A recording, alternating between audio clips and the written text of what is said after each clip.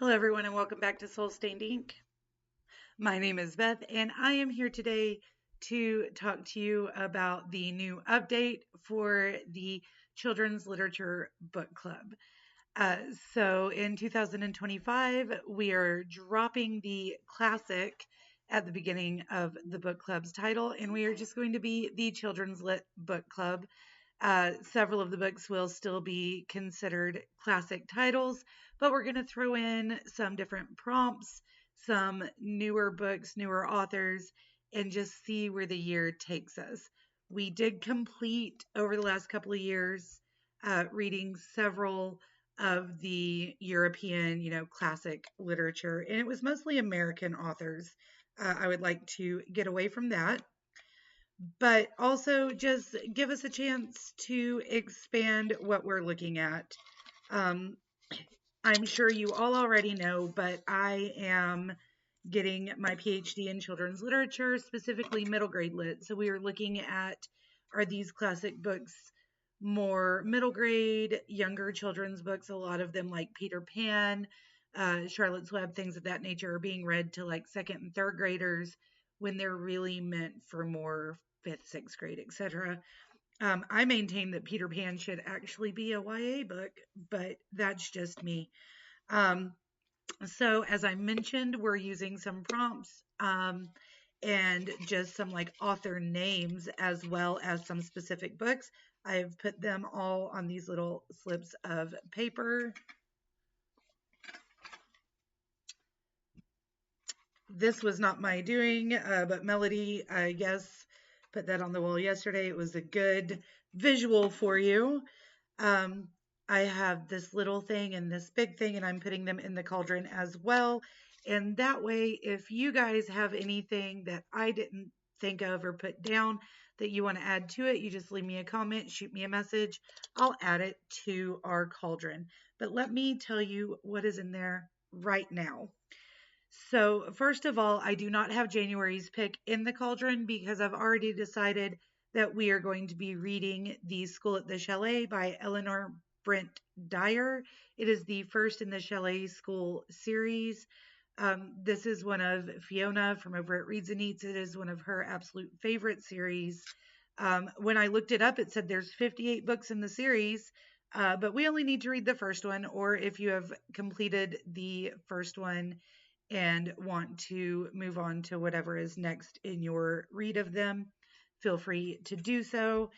Fiona bought me the book last year for Christmas, I want to say, possibly sent it to me earlier. I don't even remember. What I do know is I read the first chapter and was enjoying it, and then ended up not ever picking it back up. I set it down for some reason at school or my gallbladder surgery or something, and never picked it back up. So in January, we will be reading The School at the Chalet by Eleanor Brent Dyer. Then in the cauldron, we have not a huge list. It's just these things, but we will be pulling from these options. So we have Beatrix Potter, anything by Beatrix Potter, any Asian fairy tales, not retellings, not Americanized tellings, but actually find fairy tales or folk tales from an Asian country and read those. The Phantom Tollbooth by Norton Juster. Anything written by James Ponti. I have a feeling that these are going to be considered classic middle grade novels in the future. He's fabulous. So anything by James Ponti. The Giver by Lois Lowry. The first book is The Giver, but there's actually a trilogy. So if you've already read The Giver and don't want to revisit it, you can read one of the other books or anything by Lois Lowry. Holes by Louisa Carr. Anything by Shel Silverstein. Anything by Judy Blume. Anything by Gary Paulson. African folk tales. So the same as with Asian, I do not want us to read the Americanized version or modernized stories written by an American or even African American author. I would like us to find the original African folk tales. Esperanza Rising by Pam Muniz Ryan. Anything written by an Australian author. Paddington Bear by Michael Bond. The next one is a prompt by Melody, and she highly suggests that you choose a penguin, but you can just read any book about your favorite animal, picture book, uh, nonfiction book, children's book that includes your favorite animal, any of those things. Anything written by Anne M. Martin. She wrote the Babysitter's Club books, and I will most likely be reading one of those, but there is a vast array of things that she has written for you to choose from. Any translated work.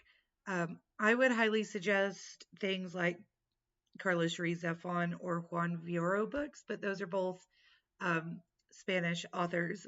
So if you want to read something translated from any other language, go for it. I'm going to try to branch out away from the Marvelous Real and read something written in a different language and translated to English.